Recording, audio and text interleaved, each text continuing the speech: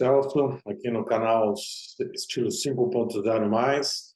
Eu falo sobre entretenimento, ou seja, filmes, séries, viagens, livros, tudo que eu gosto de fazer, que eu acho que a maioria das pessoas também curtiria. Hoje a gente vai falar sobre cruzeiros, ou mais especificamente viagens de navio. Tá? Eu vou começar falando não sobre o itinerário, mas eu quero falar um pouquinho o que é importante na hora de você fazer uma viagem de cruzeiro. Primeiro, ela não é só para pessoas idosas, é para pessoas de todas as idades. Muitas vezes há uma questão em relação a isso. Mas, obviamente, o cruzeiro é muito interessante para pessoas com uma idade mais avançada, com dificuldade de mobilidade. Mas eu viajo com meus filhos há muito tempo, desde que eles eram pequenos, e é uma curtição. Como é que a gente faz? Primeiro, para mim, é o planejamento. Ou seja, quem vai? Seremos só amigos? Será um casal? Serão só adultos? Terão crianças? Terão pessoas com dificuldade de mobilidade? Isso é importante na escolha do navio que você vai fazer, da escolha de navio, da escolha dos passeios e tudo mais. Então, saber isso, quem é o grupo que vai viajar, é uma das primeiras coisas. Segunda, começar esse planejamento no mínimo 12 meses antes da viagem. Parece muito, mas alguns cruzeiros têm suas cabines, a cabine que você talvez gostaria, já com overbooking, ou seja, já totalmente reservada, às vezes um ano antes, às vezes até mais do que isso. Os cruzeiros costumam colocar 2 anos e meio, 3 de antecedência os locais para onde eles vão. E a partir daí já abrir as reservas. E tem pessoas que são muito frequentes nos cruzeiros. Então, com antecedência, você pode escolher melhor a tua cabine desejada, aproveitar os preços promocionais que eles fazem, porque quanto mais perto, mais caro vai ficando pela limitação de lugares. Maior opções de embarcações e destinos, porque você vai ter uma abertura maior de escolha, já que poucas coisas estarão reservadas naquele momento, te dá essa opção. E para você escolher pacotes de passeios, né? Porque alguns passeios lotam, você fica com a opção só de talvez um que não fosse mais interessante. Então, a antecedência ajuda aqui, ajuda você também, como eu gosto de fazer, estudar um pouco da história do local, estudar os pontos turísticos, o que fazer.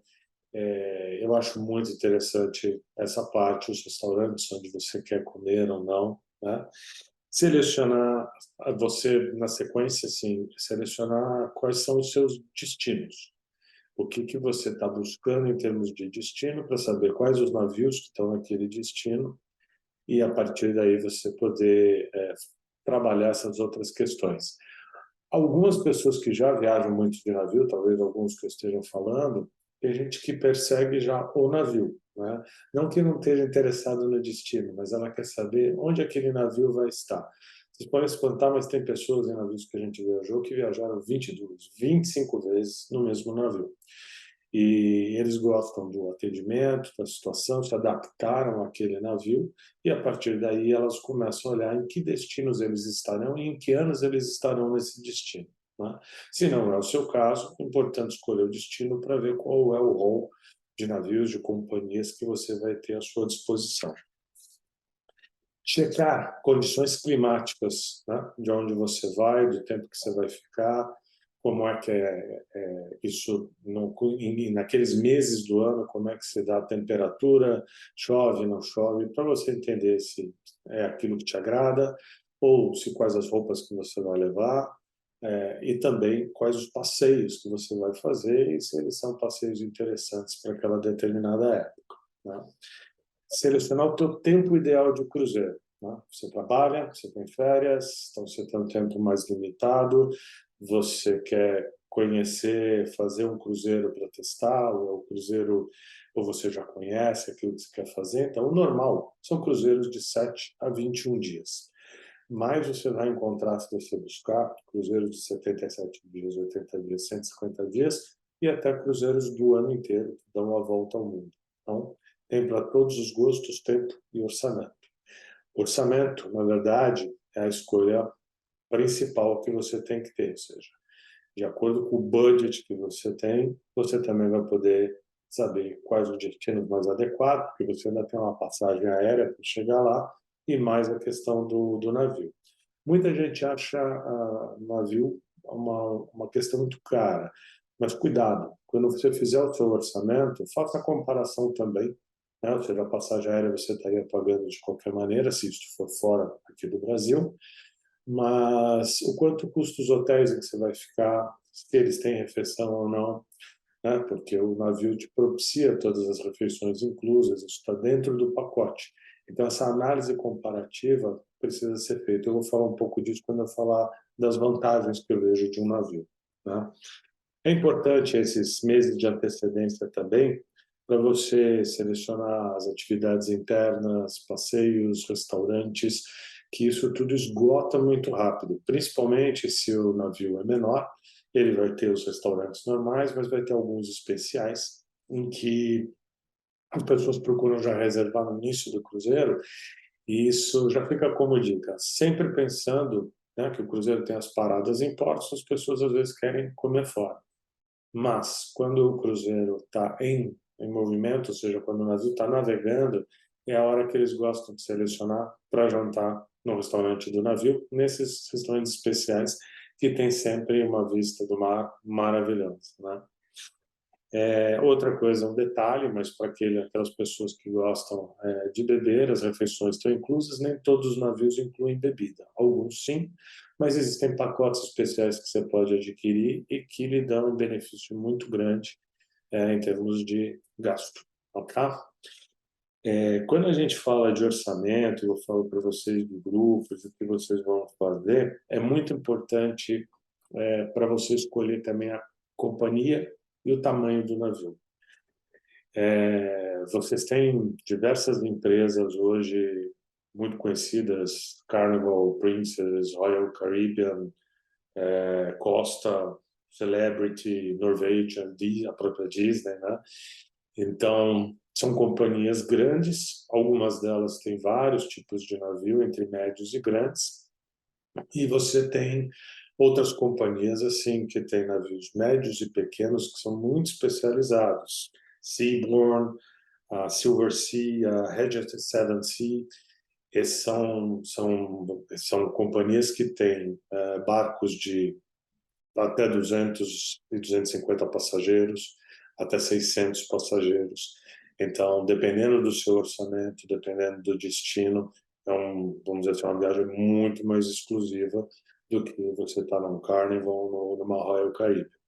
Mesmo assim, essas empresas têm navios médios, e como os navios que a gente adora viajar, que são do Azamara, eles não eram pertencentes à Royal Caribbean, hoje são, mas já viajamos de novo, eles mantêm o mesmo padrão, ou o Oceania, que são irmãos do Azamara, porque foram navios construídos pelo mesmo armador numa determinada época e vendidos para empresas diferentes.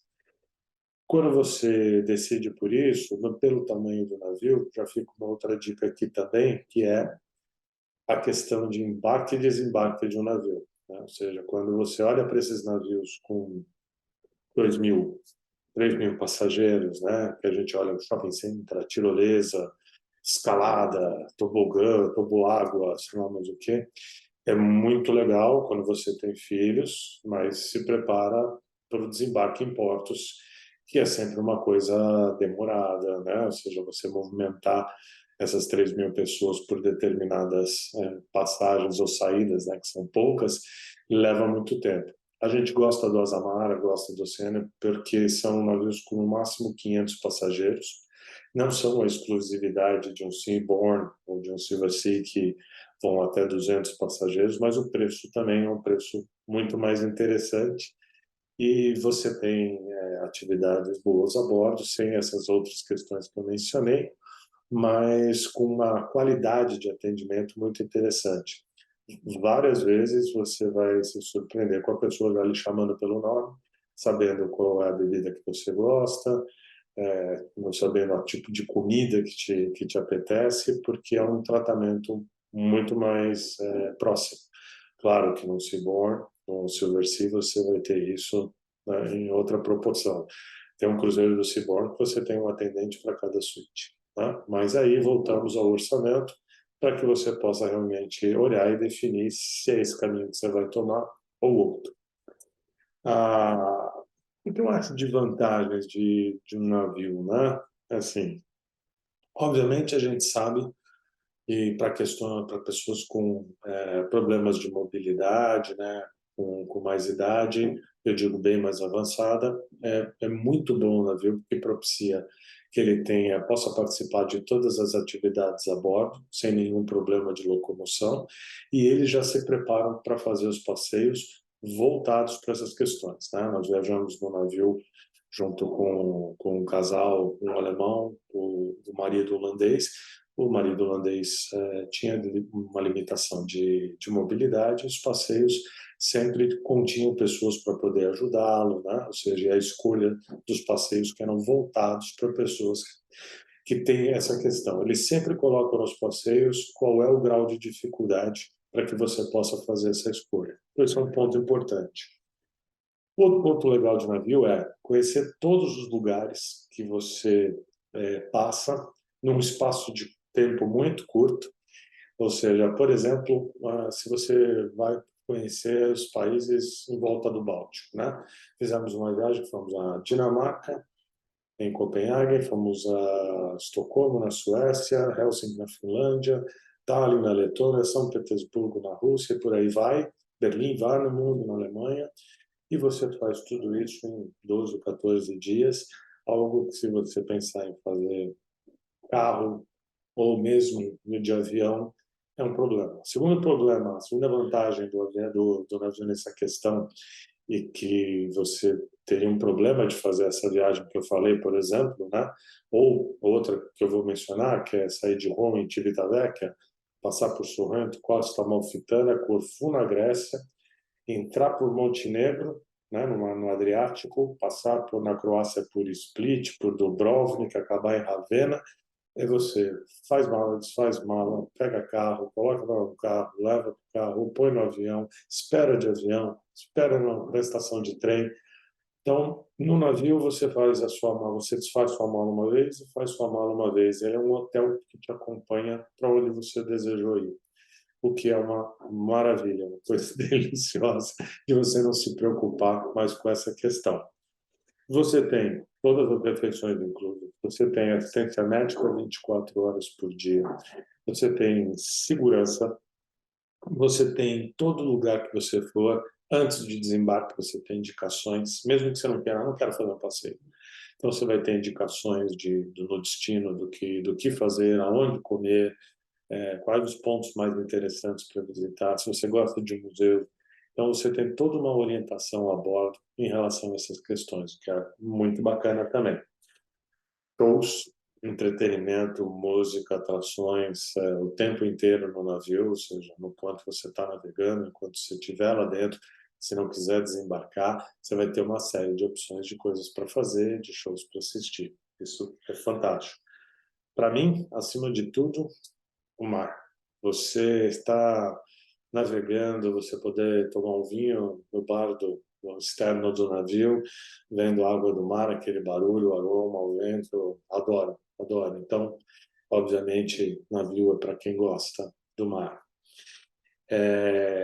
Desvantagens, vamos lá.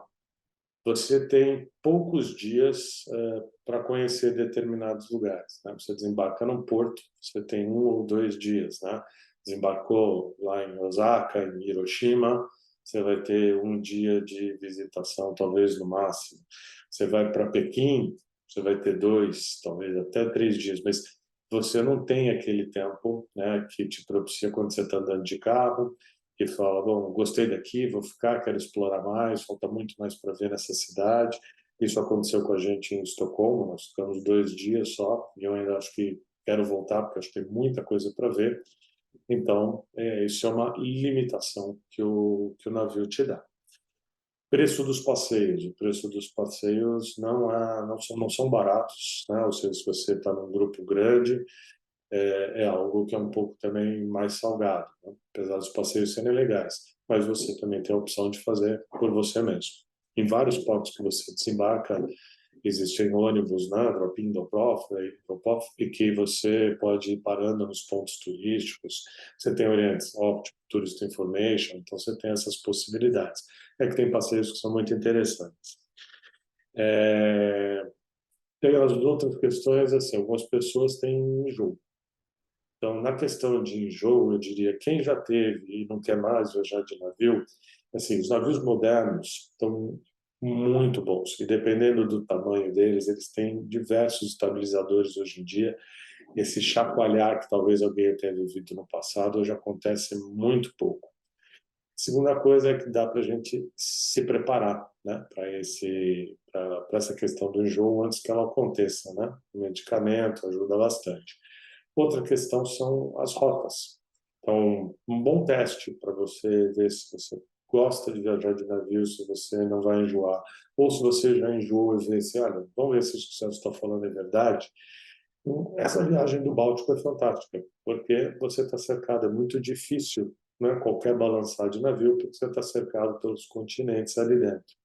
Então, você consegue fazer a viagem da Dinamarca para a Inglaterra, para a Noruega, para a Suécia, para a Finlândia, como eu falei, para a Polônia, de navio, conhecendo todos esses países e com risco quase zero de você ter qualquer balanço dentro do navio. É um excelente teste. Óbvio, né? Tem a passagem para chegar lá, não estou falando que é um teste barato. Eu falo isso só porque às vezes as pessoas querem testar viajando pela costa brasileira. Aí eu diria assim, a costa brasileira é uma costa aberta. Então, dependendo do navio que você escolher, eu não sei se isso se não vai balançar bastante. Se forem modernos, se forem grandes, a sua chance é muito melhor disso não ocorrer. O teste do Báltico, ele é sem erro. Bom, e tem o caso de uma amiga minha, né? Ou seja, você está viajando de navio, você tem 1 ou 2 dias para conhecer um determinado porto. Não gosto de acordar cedo. Nossa, você vai perder muita coisa. Então, aí não sei se é adequado, porque para quem gosta de dormir, você vai ter tempos muito pequenos e muito curtos nos portos, e talvez perca muito, ou não seja, você vai curtir mais o navio. Se você gostar de curtir o navio, fantástico. Não é o meu caso. Acordo 6, 7 horas da manhã, já estou andando, né, pelas cidades, né, conhecendo todas as atrações turísticas. Bom, para essas desvantagens, o que eu faço, né, e penso para mitigá-las, assim, né, para tentar não deixar que isso ocorra. Bom, eu procuro cruzeiros de no máximo 14 dias e procuro chegar ou antes no porto de entrada ou ficar mais tempo depois que a gente sai do navio, ou às vezes os dois. Então, em algumas viagens a gente chegou 5 dias antes em Roma para curtir um pouco de Roma e arredores da Itália, pegamos o carro, andamos, fomos até Firenze, voltamos, ou dormimos lá, não me recordo agora, mas a gente gastou um tempo ali dentro. E também usamos, né, quando chegamos em Ravenna, depois dessa viagem, subindo o Adriático, Ravenna não, em Veneza, nós pegamos um carro, fomos até a Áustria, fomos até a Alemanha, onde eu morei, que eu queria mostrar para os meus filhos também, e curtimos também, então, um mix entre explorar uma determinada região mais detalhadamente, com calma, e curtir esta viagem de navio, conhecendo diversos países e lugares. Se, como aconteceu no Báltico, em que saímos e voltamos para a Dinamarca, a gente fez uma chegada bem antecipada na Dinamarca, alugamos um carro e também conhecemos, além de Copenhague, várias cidades e regiões ali em volta, para poder explorar um pouquinho mais ali o país. E depois embarcamos nessa viagem gostosa, que fomos até São Petersburgo, fomos até Moscou depois de avião, que é bem bacana. Bom, viajando em grupos maiores e na Europa, existem diversos portos em que você pode fazer uma coisa muito interessante. Vou dar o exemplo do que fizemos na Escócia. Como a gente queria conhecer os Highlands, conhecer as destilarias, e a gente aportava em alguns portos e havia uma limitação de tempo ou de passeios, nós encontramos, isso foi uma dica que eu recebi até de um passageiro, nós encontramos táxis que ficam na beira dos portos. Eles oferecem um valor de diária, você pode botar acho que entramos naquele táxi em 4 pessoas, né? Eu, minha esposa e minhas filhas, e viajamos e fizemos um dia inteiro com ele ao nosso dispor, passeando pelos Highlands da Escócia, indo até o lago do Loch Ness, se não me engano. Ou seja, e fomos a destilarias, algo que não estava dentro de nenhum passeio e que talvez sozinho eu não conseguisse fazer. A mesma coisa fizemos em Belfast, ou seja, pegamos um taxista que guardou o dia só para gente e passeamos por toda Belfast, ele explicando todas as situações entre católicos e protestantes, levando a gente para ver a rua onde se divide, né, claramente os dois grupos, explicando as situações, as lutas, o que ocorreu, até os túmulos que estão assim, no final daquelas casas geminadas, e tem dos protestantes, tem dos católicos, os heróis do Ira, os heróis voltados vamos dizer assim, à Inglaterra, e foi assim, muito mais em conta, praticamente menos da metade do preço do que seriam os passeios para 4 pessoas. Então, sendo grupos grandes, vale muito a pena, sendo um casal, aí já não sei, talvez vale se juntar com outro casal e fazer um passeio conjunto, e dentro daquela questão que eu sempre gosto, eu gosto muito de conhecer pessoas, mas tem de pessoas que preferem fazer a viagem sozinho, né?